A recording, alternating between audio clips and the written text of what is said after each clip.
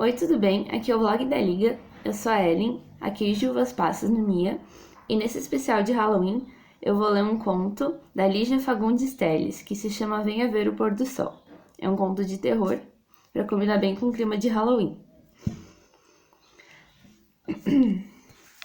Ela subiu sem pressa a tortuosa ladeira. À medida que avançava, as casas iam rareando, modestas casas espalhadas sem simetria, ilhadas em terrenos baldios. No meio da rua sem calçamento, coberta aqui e ali por um mato rasteiro, algumas crianças brincavam de roda. A débil cantiga infantil era a única nota viva na quietude da tarde.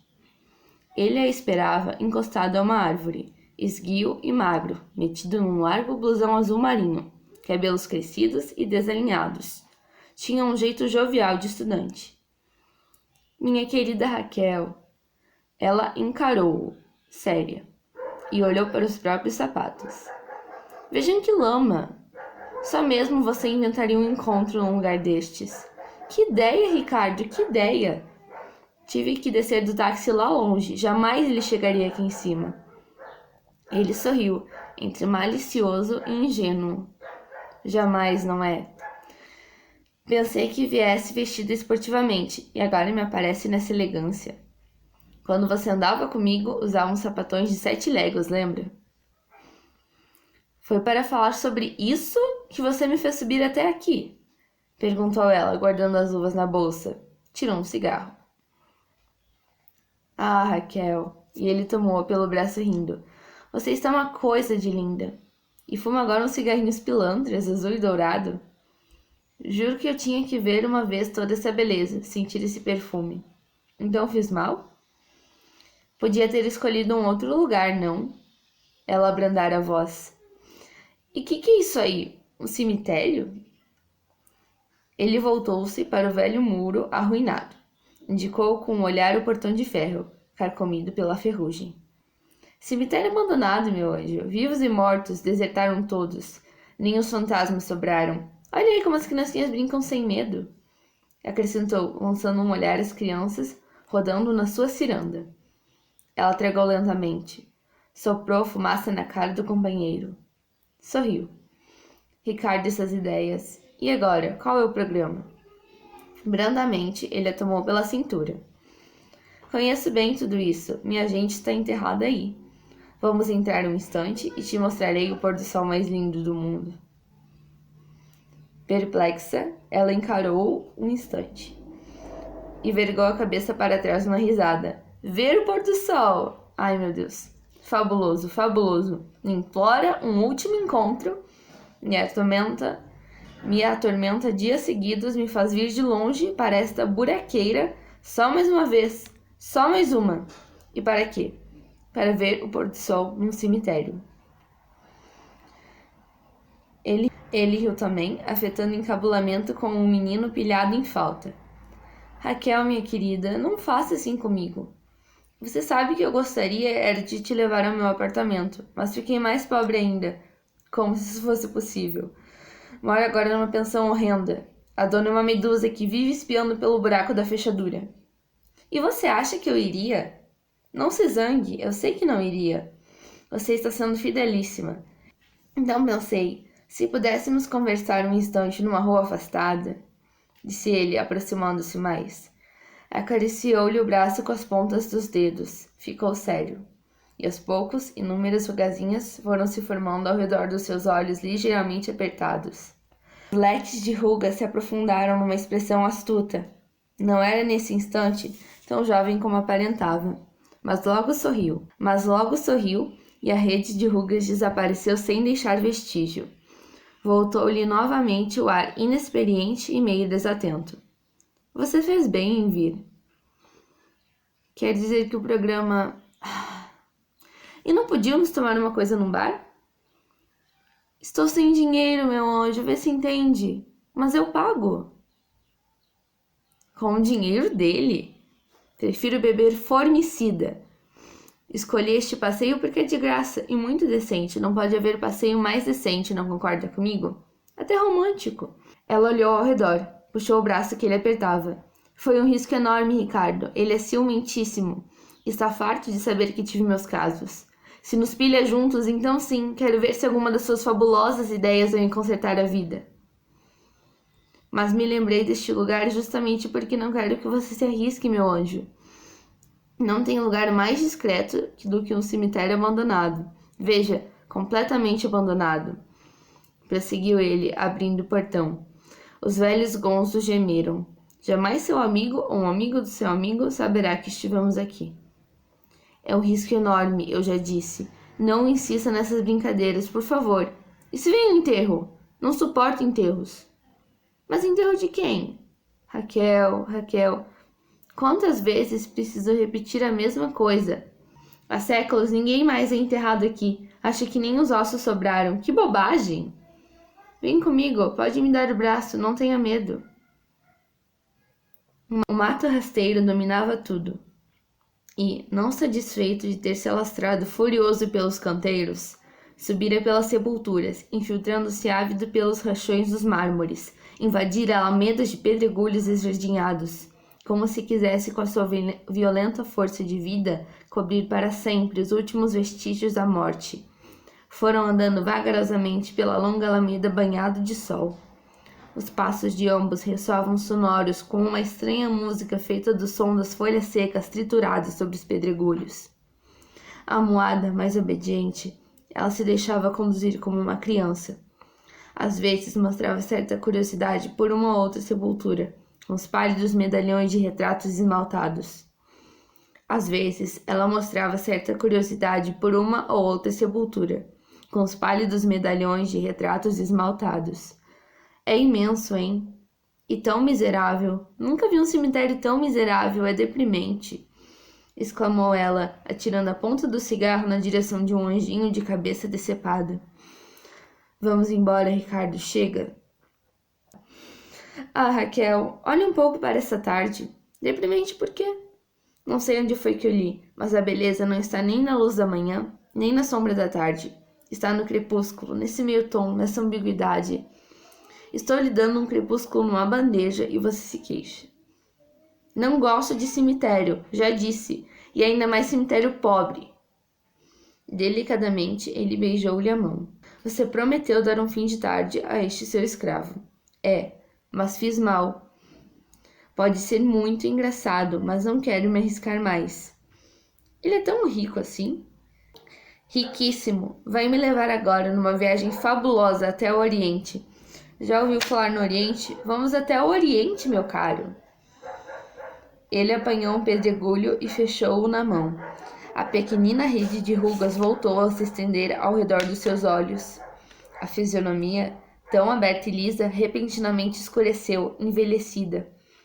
Mas logo o sorriso reapareceu e as rugazinhas sumiram. Sabe, Ricardo, acho que você é mesmo tantã. Mas, apesar de tudo, tenho às vezes saudades daquele tempo. Que ano aquele? Palavra que, quando penso, não entendo até hoje como aguentei tanto, imagine um ano. É que você tinha lido A Dama das Camélias, ficou assim toda frágil, toda sentimental. E agora, que romance você tá lendo agora, hein? Nenhum, respondeu ela franzindo os lábios. Deteve-se para ler a inscrição de uma laje despedaçada. A minha querida esposa, eternas saudades. Leu em voz baixa. Fez um muxoxo. Pois sim, durou pouco essa eternidade. Ele atirou o pedregulho num canteiro ressequido. Mas é esse abandono na morte que faz o encanto disto. Não se encontra mais a menor intervenção dos vivos, a estúpida intervenção dos vivos. Veja, disse apontando uma sepultura fendida, a erva daninha brotando insólita de dentro da fenda. O musgo já cobriu o nome na pedra. Por cima do musgo ainda viram raízes, depois as folhas. Esta é a morte perfeita, nem lembrança, nem saudade, nem um nome sequer, nem isso. Aconchegou-se mais a ele, bocejou. Está bem, mas agora vamos embora que já me diverti muito, faz tempo que eu não me divirto tanto, só mesmo um cara como você podia me fazer divertir assim. Deu-lhe um rápido beijo na face. Chega, Ricardo, quero ir embora. Mais alguns passos. Mas este cemitério não acaba mais, já andamos quilômetros. Olhou para trás. Nunca andei tanto, Ricardo, eu vou ficar exausta. A vida boa te deixou preguiçosa, que feio, lamentou ele, impelindo-a para a frente. Dobrando esta alameda, fica o jazigo da minha gente. É de lá que se vê o pôr do sol. E, tomando-a pela cintura. Sabe, Raquel, andei muitas vezes por aqui de mãos dadas com minha prima. Tínhamos então 12 anos.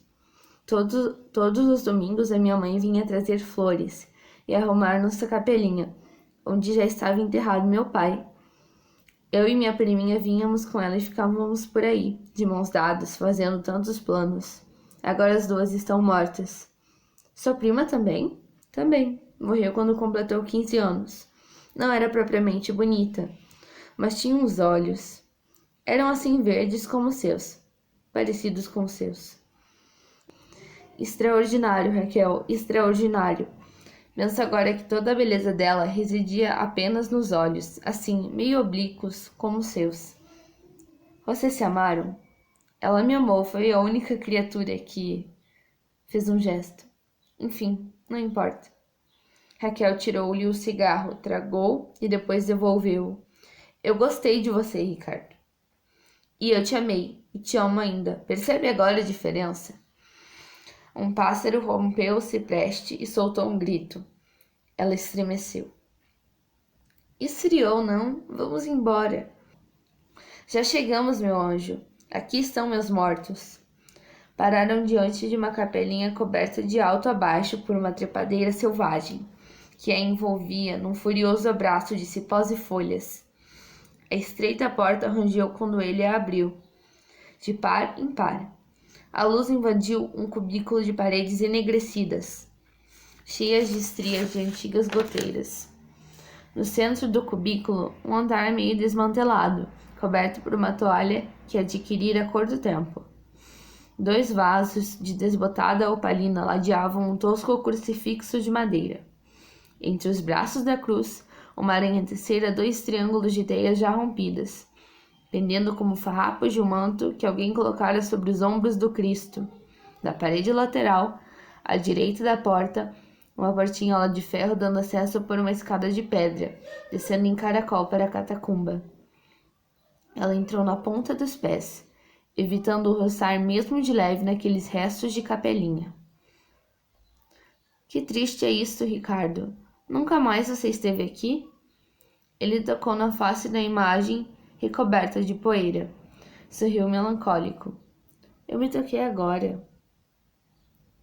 Que ele disse que há séculos ninguém é enterrado naquele cemitério, mas o pai dele, e a mãe dele, e a prima dele foram enterrados no cemitério.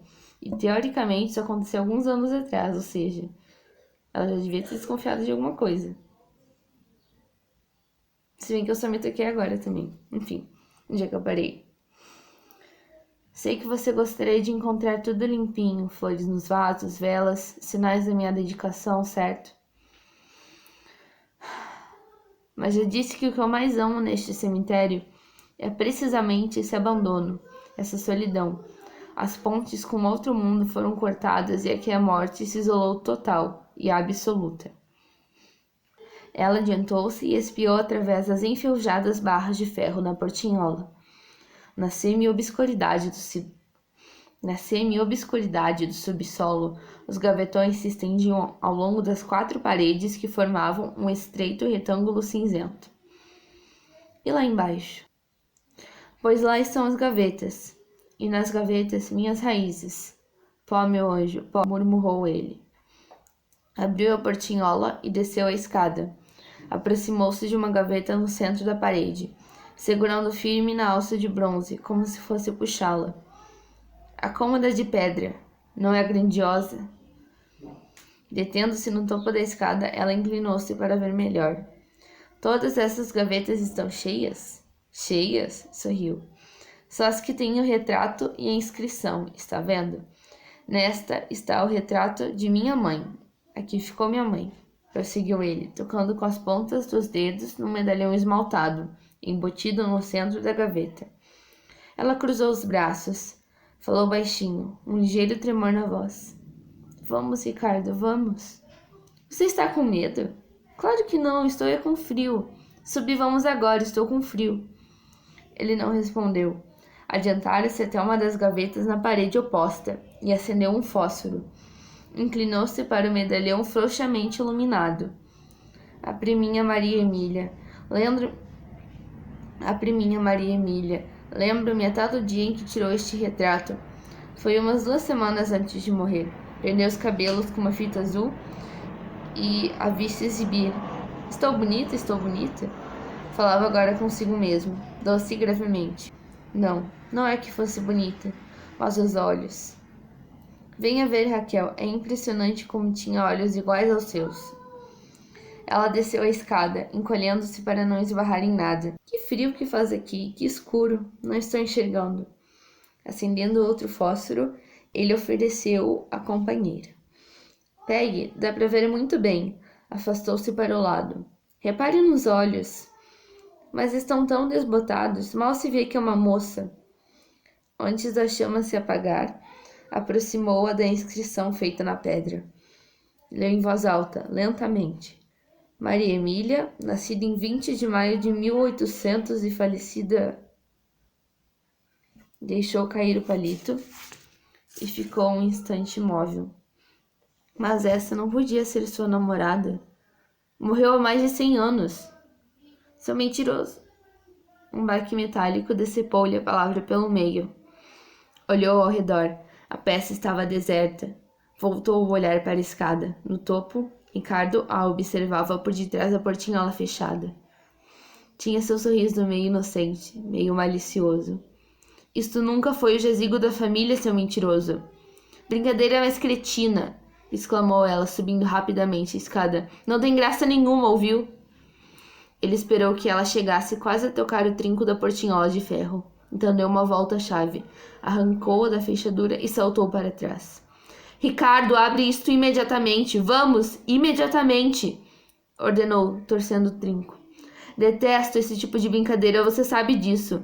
Seu idiota, é no que dá a seguir a cabeça de um idiota desses. Brincadeira mais estúpida. Uma recha de sol vai entrar pela frincha da porta. Tem uma frincha na porta. Depois vai se afastando devagarinho, bem devagarinho. Você terá o pôr do sol mais belo do mundo.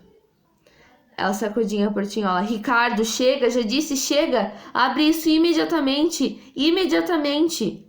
Sacudiu a portinhola com mais força ainda. Agarrou-se a ela, dependurando-se por entre as grades. Ficou ofegante, os olhos cheios de lágrimas. Ensaiou um sorriso. Ouça, meu bem, foi engraçadíssimo, mas agora eu preciso ir mesmo. Vamos, abra. Ele já não sorria, estava sério, os olhos diminuídos. Ao redor deles, reapareceram as rugazinhas abertas em leque. Boa noite, Raquel. Chega, Ricardo, você vai me pagar, gritou ela, estendendo os braços por entre as grades, tentando agarrá-lo. Cretino, me dá a chave dessa porcaria, vamos! Exigiu, examinando a fechadura nova em folha. Examinou em seguida as grades cobertas por uma crosta de ferrugem. Imobilizou-se. Foi erguendo o olhar até a chave, que ele balançava pela argola, como um pêndulo. Encarou-o, apertando contra a grade, a face sem cor. Esbugalhou os olhos num espasmo e amoleceu o corpo. Calma.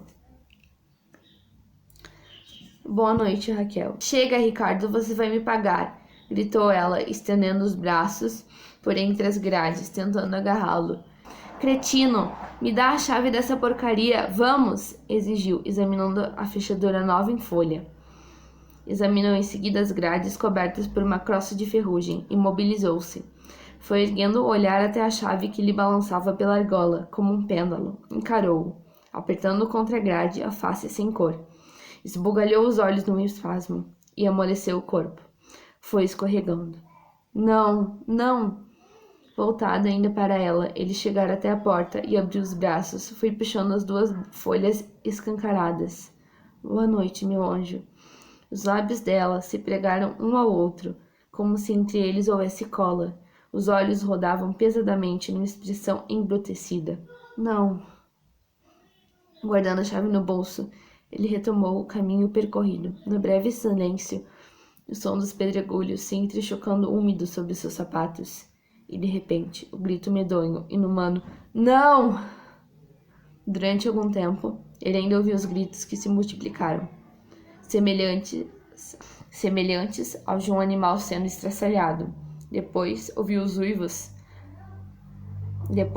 uivos foram ficando mais remotos, abafados como se viessem das profundezas da terra. Assim que atingiu o portão do cemitério, ele lançou ao poente um olhar mortiço. Ficou atento. Nenhum ouvido humano escutaria agora qualquer chamado. Acendeu um cigarro e foi descendo a ladeira. Crianças ao longe brincavam de roda.